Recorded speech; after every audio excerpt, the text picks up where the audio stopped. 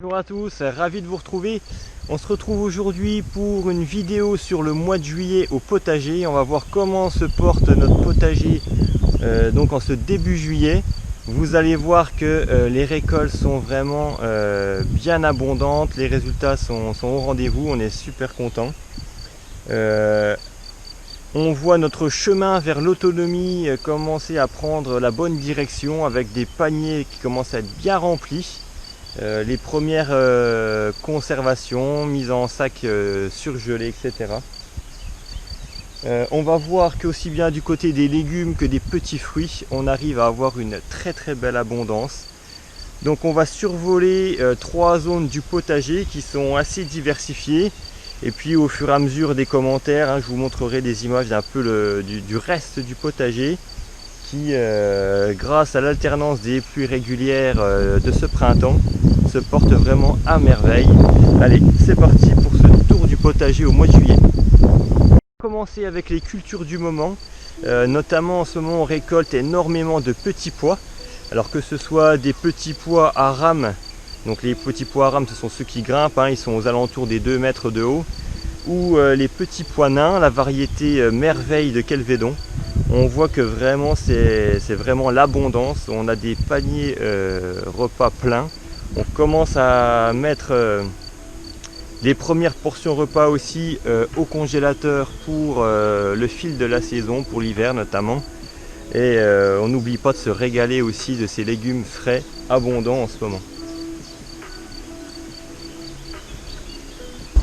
Alors rappelez-vous de cette technique que je vous avais montrée au début du printemps, aux alentours de la fin du mois de mars. Technique qui consistait à planter les petits pois de façon très dense dans un axe nord-sud, de façon à avoir des récoltes à droite et à gauche du rang et pas seulement sur la partie exposée au soleil. Et vous voyez que là le résultat est vraiment au rendez-vous, donc on a vraiment planté de façon assez dense. Mais résultat, voilà, on a des paniers gourmands qui vont nous régaler tout au fil de l'année. Bien sûr, on n'oublie pas d'anticiper sur l'année prochaine. Là, la zone qui est juste devant moi, c'est la zone qui a les pieds les plus beaux, avec des gousses vraiment énormes. À l'intérieur, il y a une bonne dizaine de gros grains de petits pois. Cette zone là, évidemment, je vais m'en servir comme ma réserve de semences pour l'année prochaine. Je ne vais pas les récolter malgré l'envie qui me dirait de prendre ceux-là en premier. C'est les plus beaux.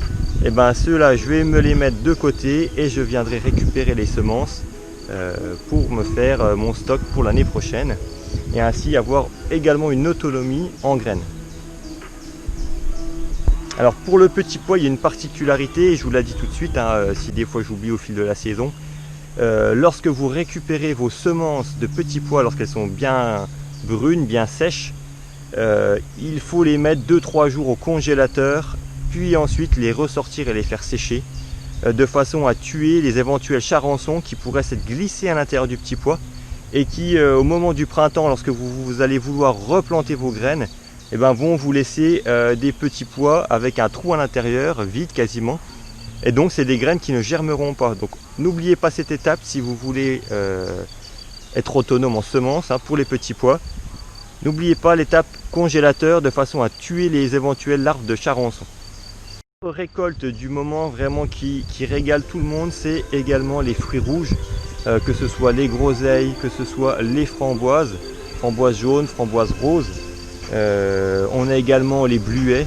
Enfin vraiment on a une abondance de petits fruits. C'est vrai que depuis 3-4 ans j'essaye de les multiplier un maximum, de les placer le long des clôtures de façon à faire des haies gourmandes, que ce soit pas simplement une haie brise-vue, etc. Autant qu'elles produisent de la nourriture. Et là on commence vraiment à voir les résultats de ces efforts de 2-3 ans où on a vraiment une abondance de petits fruits.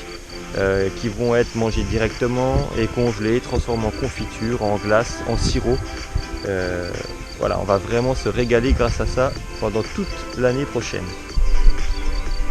Petits fruits, c'est vrai que là les framboises explosent en cette saison. Comparativement à l'année dernière, les fraises sont un petit peu en dessous de ce qu'elles nous ont donné l'an passé. Alors moi j'ai mis une hypothèse, hein, il n'y a rien de scientifique, rien de prouvé, mais je pense que les fraisiers sont un peu comme les arbres fruitiers. C'est-à-dire une année, enfin soumis à l'alternance, une année ils vont faire énormément de fruits. Et puis l'année d'après, ils vont faire beaucoup moins de fruits, par contre ils vont faire beaucoup plus de stolons. Là moi j'observe depuis quelques années que ça fait ça, une année beaucoup de fruits, une année beaucoup de stolons, de façon à multiplier les plants.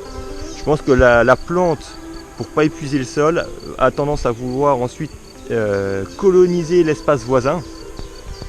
Et donc ça sera vraiment l'occasion là en cet automne de prélever tous ces stolons et d'aller créer d'autres fraiseraies ailleurs dans le terrain, de façon à renouveler le sol et puis à multiplier encore une fois de plus nos petits fruits au potager. On survole le potager en ce début juillet. C'est vrai que l'alternance des pluies et du soleil, des températures assez douces, pas de canicule comme en juin dernier où il faisait 38 degrés allègrement. Là vraiment les conditions sont idéales pour le potager cette année. À vrai dire, j'ai quasiment rien arrosé encore, à part au moment du semis. Mais les pluies régulières tous les 3-4 jours, suffisamment abondantes, permettent de laisser le potager en toute autonomie. Renforcé en plus par le paillage qui a été installé il y a environ 2-3 semaines, qui plaque cette humidité sur le sol. Donc là, on est vraiment dans une saison idéale pour le moment. On peut y voir donc des betteraves, des fenouils, des petites laitues qui ont pris le roulement sur les précédentes qu'on a déjà mangées. Pas mal de haricots verts qui sortent, alors ils sont plantés assez tardivement ici. Voilà, on a beaucoup de diversité de légumes, des courgettes, du melon. Du côté serre, on n'est pas en reste non plus, puisqu'on voit que les pieds de tomates se développent vraiment bien. Pour le moment, il n'y a pas de maladie. C'est le risque avec ces temps un petit peu pluvieux, qui alternent la chaleur et la douceur. Pour le moment, on touche du bois, hein, que ce soit aussi bien en serre qu'à l'extérieur. On n'a pas de mildiou qui commence à s'installer. Donc tout se passe bien à ce niveau-là. On voit que les premières aubergines commencent à pointer le bout de leur nez.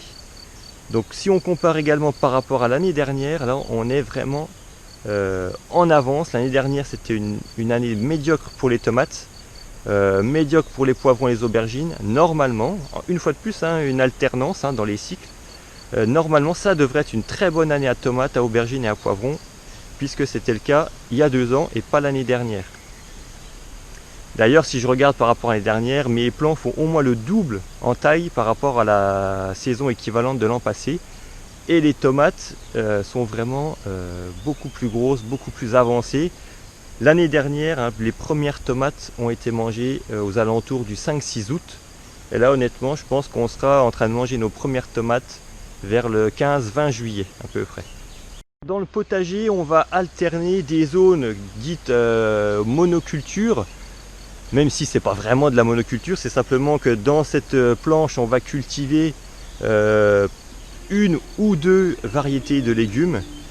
Et puis, notamment pour les haricots, pour qu'est-ce qu'on va mettre aussi les petits pois par exemple, les pommes de terre, où là on essaye de faire des zones, enfin où j'essaye moi personnellement de faire des zones assez peu mixées. Et puis on va alterner avec des autres zones beaucoup plus diversifiées, avec des légumes qui vont apporter de l'ombre à certains, qui poussent très bien l'un à côté des autres. C'est notamment le cas des courges avec le maïs. On va avoir sur cette planche là de la tomate. On a également nos haricots verts, hein, toujours ces haricots verts hein, qui sont très très importants aussi pour notre autonomie, hein, puisqu'on a entre 10 et 15 kg de haricots verts par année. Du poireau, des betteraves, des petites laitues. Voilà, on est vraiment sur beaucoup de diversité. Là pour le moment on ne se rend pas bien compte, hein, on a l'impression qu'il y a encore pas mal de place. Mais je vous assure que d'ici un mois, lorsque tous les légumes auront leur taille définitive, on ne distinguera plus du tout le sol, on ne distinguera plus le paillage. Et on aura un tapis de légumes vraiment hyper abondant, il y en aura de partout. Donc c'est pour ça aussi peut-être quand vous vous lancez dans des cultures diversifiées, attention de ne pas non plus en mettre des quantités astronomiques, anticipez bien la taille de vos légumes à maturité pour pouvoir ne pas être embêtés et puis que beaucoup finissent par péricliter parce qu'ils n'auraient pas de lumière, pas de place, etc. Bien sûr, en plus de ces grosses récoltes qui nous permettent d'assurer, on va dire, l'automne et l'hiver, on va également avoir nos portions journalières avec quelques légumes comme ça d'appoint. On commence à récolter nos premières pommes de terre, celles qui ont été plantées aux alentours de la mi-mars. On commence à avoir aussi quelques artichauts, alors c'est pas non plus des centaines d'artichauts, mais on commence à avoir des jolis artichauts, de quoi faire quelques repas avec.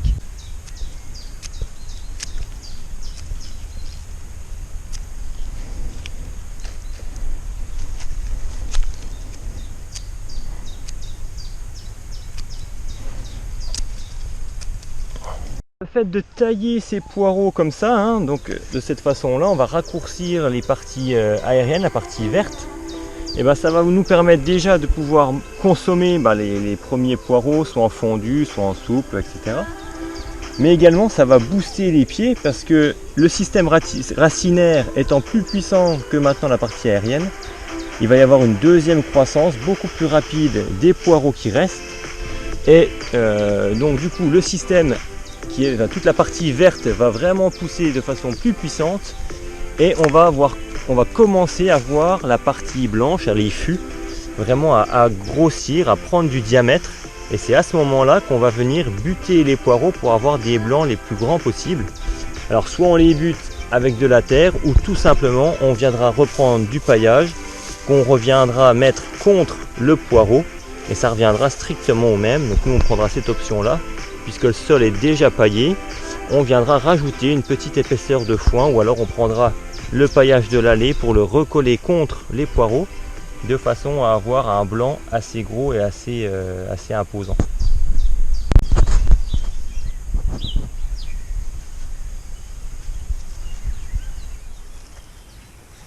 Laissez là, quand même t'approches pas trop.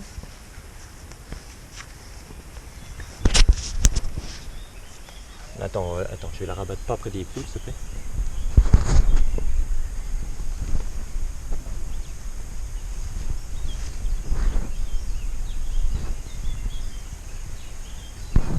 Que même dans le nord-est, avec un climat vraiment particulier, beaucoup plus froid qu'ailleurs, en France, on arrive à avoir beaucoup d'abondance. Il suffit d'être patient, d'attendre le bon moment.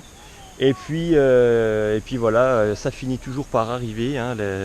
Tous les efforts finissent par être récompensés, sauf malheureusement catastrophe climatique. Mais pour le moment, franchement, on est vraiment gâtés encore cette année.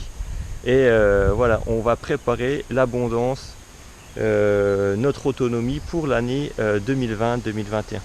Allez, je vous dis à très bientôt pour une prochaine vidéo. Ciao, bye bye!